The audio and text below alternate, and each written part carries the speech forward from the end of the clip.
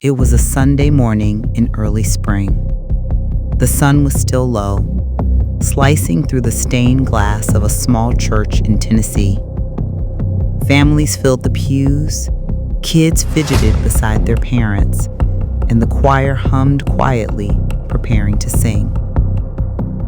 No one knew that miles away, a man was loading weapons into his car.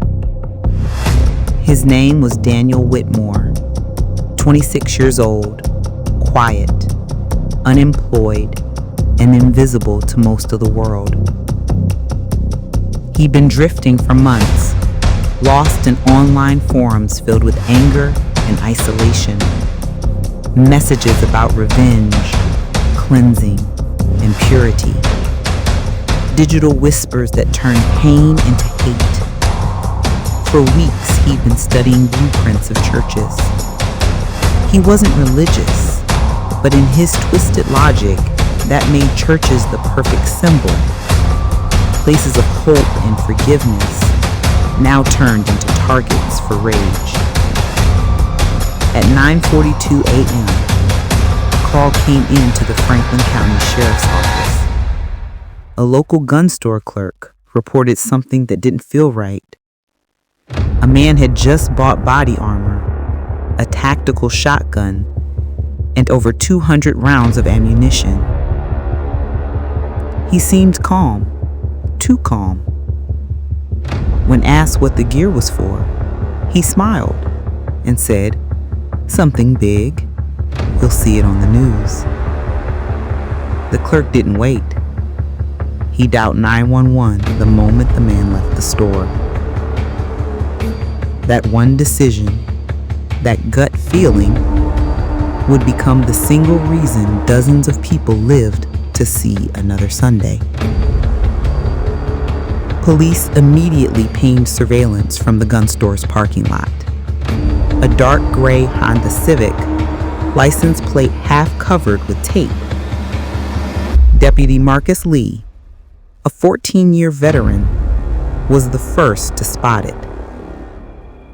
He was parked near a highway exit, sipping cold coffee when dispatch called in.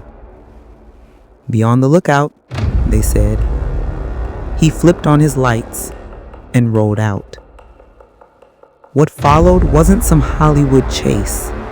It was slower, colder, the kind of pursuit where every heartbeat counts.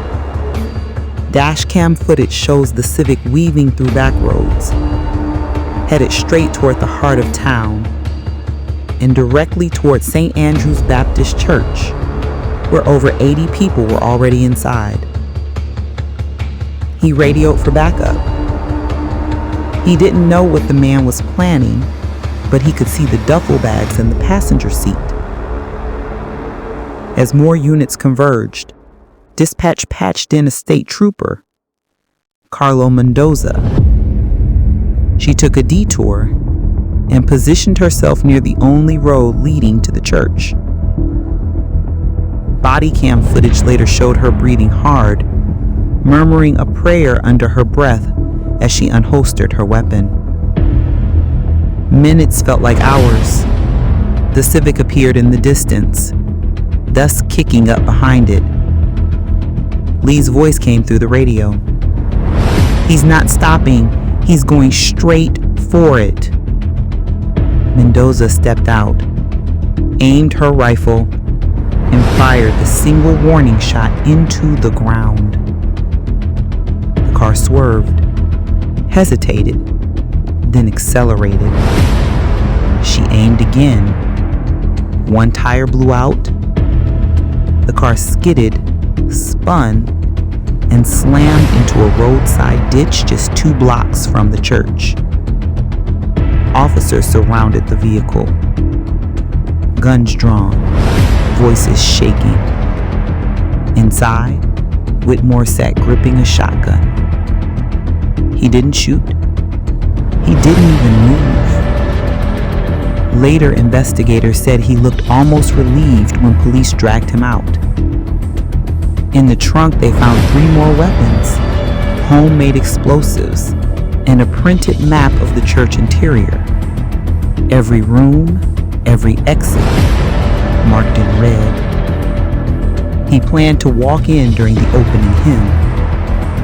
He even wrote a manifesto describing what he called a cleansing fire. The investigation revealed a pattern that's becoming disturbingly familiar in America. Loneliness turning into ideology, ideology turning into violence. Experts say it's part of what's now called lone actor radicalization. No groups, no leaders, just individuals devoured by digital hate. It's easy to call people like Whitmore monsters, but that's the comfortable answer. The truth is harder. He was also a product of neglect, of systems that never caught him falling. The police who stopped him didn't see a villain at first. They saw a man, broken, angry, but still human. Yet they had seconds to choose between compassion and survival. As one officer later said in an interview, "You don't have time to think about philosophy. You just have to stop the bleeding before it starts." After his arrest, news spread fast. Local TV stations called it a miracle save. Pastors called it divine intervention. But inside the police department, it didn't feel like victory. Trooper Mendoza later admitted she couldn't sleep for days. She said, "I keep thinking, if I missed that shot, if you'd made it 2 more blocks." Her voice trailed off. Silence again.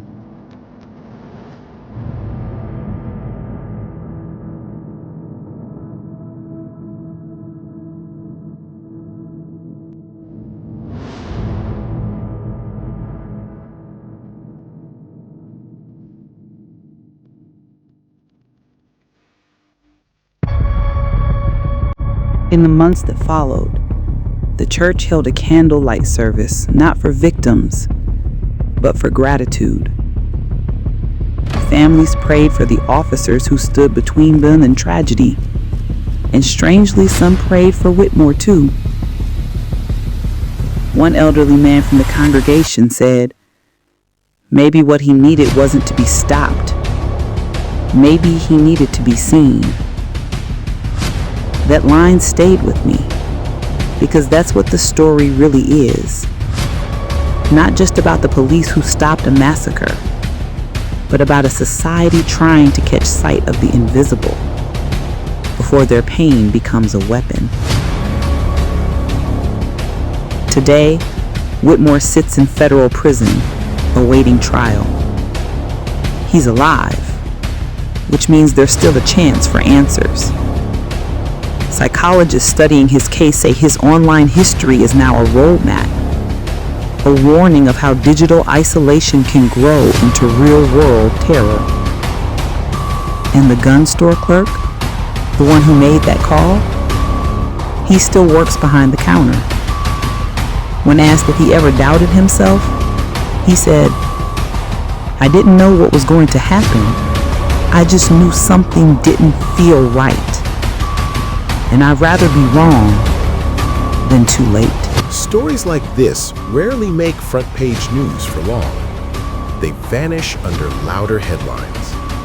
But maybe they shouldn't, because every near tragedy is a mirror, showing us how thin the line really is between normal life and catastrophe. And maybe, just maybe, reminding us that heroism doesn't always look cinematic. Sometimes it's quiet. Sometimes it's a phone call. Sometimes it's the courage to trust your gut. This is how a massacre never happened. How ordinary people, a clerk, a deputy, a trooper, became the thin thread holding back unthinkable grief. And how, in the sun, a small church in Tennessee sang louder than ever before.